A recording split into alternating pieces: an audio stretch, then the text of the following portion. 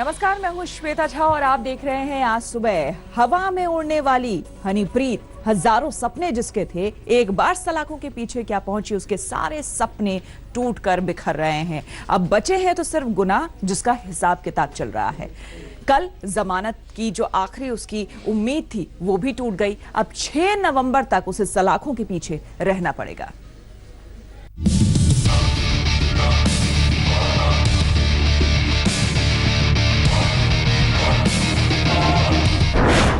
हनीप्रीत की उम्मीदों को झटका। जमानत नहीं, फिर मिली जेल। हनीप्रीत को जेल में ही रहना होगा। हनीप्रीत बेशक खुद को बेकसूर माने, लेकिन उसके खिलाफ पुलिस के पास एक नहीं कई पुख्ता सबूत हैं। उन्हीं सबूतों के दम पर पुलिस ने एक बार फिर हनीप्रीत की उम्मीदों को झटका दिया है। सोमवार को जब हनीप्रीत के मामले की सुनवाई हुई तो हनीप्रीत को उम्मीद थी कि उसे जमानत मिल जाएगी और उसे सलाखों से आजादी मिल जाएगी, लेकिन ये हो न सका। वैसे इस बार हनीप्रीत को झटका उसके वकीलों से ही लगा। सोमवार को वीडियो कॉन्फ्रेंसिंग के जरिए हनीप्रीत की पंचकुला कोर्ट में पेशी हुई, लेकिन पंचकुला कोर्ट के वकील हड़ताल पर थे, लिहाजा हनीप्रीत की ओर से कोई वकील पेश नहीं हुआ। बहस न हो पाने की वजह से कोर्ट ने हनीप्रीत मामले की सुनवाई की अगली तारीख 6 नवंबर तय कर दी। यानी अब 6 नवंबर तक हनीप्रीत अंबाला सेंट्रल जेल में ही रहेगी। हनीप्रीत की साथी सुखदीप कौर भी 6 नवंबर तक जेल में ही रहेगी। 6 नवंबर को भी हनीप्रीत को जमानत मिलने की उम्मीद कम ही है, क्योंकि उसकी न्यायिक हिरासत के दौरान ही पुलिस को कई अहम सबूत हनीप्रीत के खिलाफ मिले हैं। इनमें हनीप्रीत का मोबाइल और लैपटॉप तो है ही, अब पुलिस के हाथ लग चुका है हनीप्रीत का सबसे बड़ा राजदार, हनीप्रीत का वर्दी वाला जासूस। चंडीगढ़ पुलिस की इंटेलिजेंस विंग में तैनात हेड कांस्टेबल लालचंद था हनीप्रीत का वो जासूस जो वर्दी तो पहनता था पुलिस की, लेकिन ड्यूटी बजाता था हनीप्रीत की। खुलासे के मुताबिक लालचंद ने पहली कोशिश की, वो नाकाम रहा। दूसरी कोशिश में भी कामयाबी नहीं मिली। तब उसने एक और आखिरी बार बाबा को भगाने के लिए चक्रव्यूह रचा, लेकिन इस बार भी वो फिसड्डी ही साबित हुआ। हनीप्रीत की साजिश के तीनों प्लान भी हम आपको बताते हैं। यही सबूत 6 नवंबर को पुलिस कोर्ट में भी रख सकती है। बाबा को डेरा की बुलेट प्रूफ गाड़ी में बैठाया जाएगा और फरार कर दिया जाएगा। डेरा का वो गैंग चाहता था कि बाबा को बुलेट प्रूफ गाड़ी से पहले चंडीगढ़ पहुंचाया जाए और फिर वहां से हिमाचल प्रदेश के किसी शहर में उसे नजरों से ओझल कर दिया जाए या फिर उसे 7 समंदर पार भेज दिया जाए। लेकिन पहरे में तैनात पुलिस वालों ने राम रहीम को डेरा की गाड़ी में बैठने की मंजूरी नहीं दी और हनीप्रीत का प्लान ए नाकाम हो गया। पहली साजिश नाकाम हुई तो शैतानी दिमाग वाला लालचंद प्लान बी में जुट गया। इसके तहत उसने राम रहीम के सभी कमांडोज को पुलिस की गाड़ी में ही बैठने की सलाह दी। पुलिस की वही गाड़ी जिसमें बाबा को बैठाकर हेलीपैड भेजा जा रहा था। प्लानिंग थी कि सभी कमांडो पुलिस की गाड़ी में बैठेंगे और गुरमीत राम रहीम को गन पॉइंट पर फुर्ती से भगा ले जाएंगे। लेकिन प्लान बी भी फेल हो गया, क्योंकि बाबा के कमांडो को पुलिस की गाड़ी में बैठने की मंजूरी नहीं मिली। 2 साजिशें नाकाम रहने पर लालचंद ने की आखिरी कोशिश। लालचंद खुद वेस्टर्न कमांड तक बुलेट प्रूफ कार में बाबा का पीछा करते हुए गया ताकि किसी तरह उसे भगाया जा सके। कई बार लालचंद बाबा को ले जा रही पुलिस की एसयूवी के बगल तक अपनी गाड़ी ले गया, लेकिन इस फॉर्मूले का भी दम निकल गया। हनीप्रीत के इस जासूस की गवाही अब हनीप्रीत के खिलाफ बड़ा हथियार बनेगी। उम्मीद है कि 6 नवंबर को हनीप्रीत पर पूरी तरह से शिकंजा कस देगी एसआईटी। पंचकुला से मंजीत सहगल के साथ आज तक ब्यूरो। हनीप्रीत के गुनाहों का हिसाब किताब तो अभी होना बाकी है, लेकिन जिसके साथ मिलकर हनीप्रीत ने इन गुनाहों को अंजाम दिया, यानी कि बाबा राम रहीम, वो 20 साल के लिए सलाखों के पीछे जा चुका है। अब तन्हाई में बैठकर अपने गुनाहों को याद करता है। कल बाबा राम रहीम के जो परिवार के लोग हैं वो उनसे मिलने के लिए आए, लेकिन उसकी पत्नी उससे मिलने नहीं आई।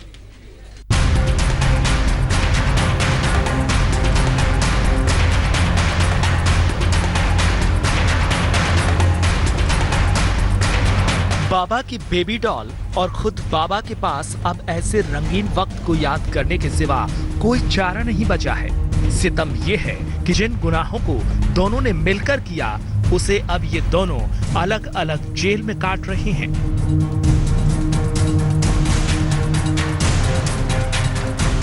देशद्रोह की आरोपी हनीप्रीत अंबाला सेंट्रल जेल में उदास और गुमसुम बैठी है, तो रोहतक की सुनारिया जेल में उसका पापा गुरमीत राम रहीम 2 साध्वियों से रेप के जुर्म में 20 साल की सजा काट रहा है। इधर हनीप्रीत अपने पापा की एक झलक देखने को तरस रही है, तो उधर गुरमीत राम रहीम अपनी बेबी डॉल से मिलने को तड़प रहा है, लेकिन दोनों के बीच खड़े हैं उनके गुनाह। इस बार तो दोनों की दिवाली भी ऐसे ही अलग अलग जेल की सलाखों के पीछे अंधेरी और बेनूर बीती।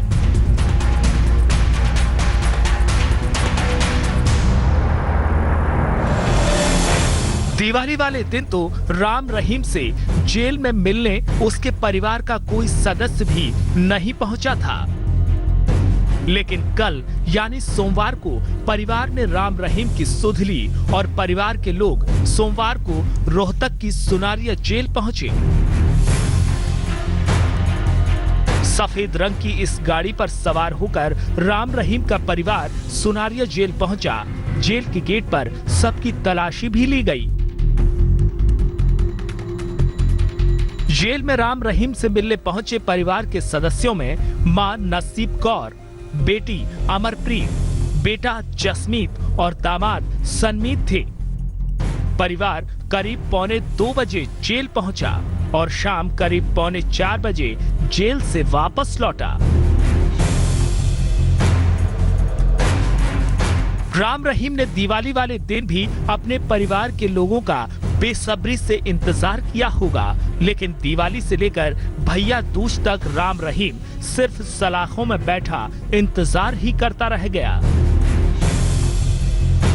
आखिरकार सोमवार को जब परिवार आया भी तो उसकी पत्नी नहीं आई। अभी तक यही राम रहीम दिवाली के जश्न को किसी रासलीला की तरह सेलिब्रेट करता था, लेकिन पाप का घड़ा जब भर गया तो वक्त भी बदल गया। बदलते वक्त के साथ खुद राम रहीम भी काफी बदल गया है। जेल में अब बिल्कुल सादी जिंदगी जीने को मजबूर है राम रहीम। सुनारिया जेल में बंद गुरमीत राम रहीम अब एक बहुत ही सादा जीवन जी रहा है। वो सुबह 6:30 से 7 बजे के बीच में उठ जाता है और उसके बाद अपनी कस्सी और खुरपी लेकर अपनी क्यारियां बनाने में जुट जाता है। उसके बाद 9 बजे के करीब उसे नाश्ते में 5 चपातियां और दाल दी जाती है। त्योहार के मौके पर सलाखों के पीछे बेनूर जिंदगी हनीप्रीत भी जी रही है, लेकिन दिवाली वाले दिन कम से कम उसे उतनी तन्हाई नहीं झेलनी पड़ी। दिवाली वाले दिन उसके परिवार के लोग उससे मिलने जेल पहुंच गए थे। 19 अक्टूबर को जेल में परिवार से मिलकर हनीप्रीत ने उम्मीद जताई थी कि जल्द ही उसे जमानत भी मिल सकती है, लेकिन सोमवार को हनीप्रीत की ये उम्मीद भी धरी की धरी रह गई, क्योंकि अदालत ने उसे 6 नवंबर तक फिर न्यायिक हिरासत में ही रहने का फरमान सुना दिया। यानी राम रहीम तो 20 साल के लिए सलाखों के पीछे जा ही चुका है, हनीप्रीत के भी जल्द बाहर आने के आसार नहीं है। अभी तो हनीप्रीत को सिर्फ न्यायिक हिरासत में भेजा गया है। उसके गुनाहों का पूरा हिसाब किताब अभी बाकी है। जिस दिन ये हिसाब पूरा हो जाएगा, उस दिन हनीप्रीत भी राम रहीम की तरह काल कोठरी में काटेगी अपनी जिंदगी के दिन। रोहतक से सुरेंद्र कुमार सिंह के साथ आज तक ब्यूरो।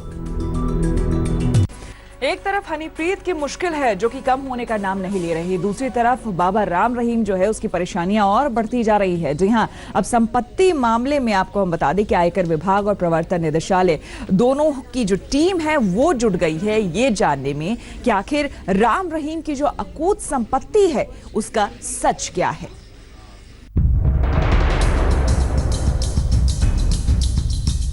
फूटने लगा बाबा के पाप का घड़ा।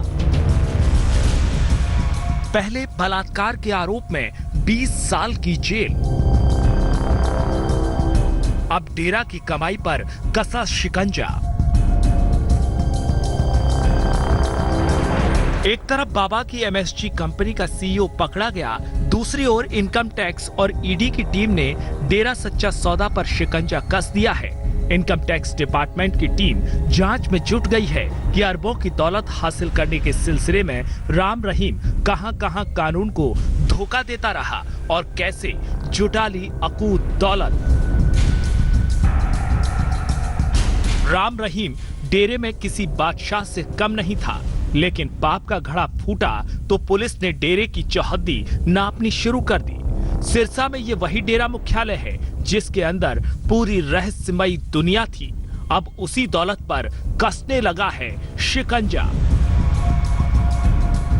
आरोप है कि राम रहीम ने डेरे में ब्लैक मनी को व्हाइट किया तो करोड़ों की हेरा फेरी भी की। बाबा ने स्टार बनकर इनकम टैक्स को चूना लगाया, अपनी ही फिल्मों में काम करने के लिए मोटी फीस भी ली। कोर्ट से मंजूरी मिलते ही जांच टीमें डेरा का बही खाता खंगालेंगी। एक आकलन के मुताबिक देश के कई शहरों में बाबा के डेरे हैं और इसका मुख्यालय है सिरसा। डेरा की तमाम संपत्तियों की कीमत 1600 करोड़ से ज्यादा की बताई जाती है। सिर्फ सिरसा में ही कुल 1453 करोड़ की संपत्ति है। ऐसे में रोहतक की सुनारिया जेल में बंद बाबा की मुश्किलें बढ़नी तय हैं। ब्यूरो रिपोर्ट, आज तक। हमारे लिए वक्त हो गया है एक और छोटे से ब्रेक का, लेकिन आप बने रहे आज तक के साथ क्योंकि आज तक पर खबरें जारी है।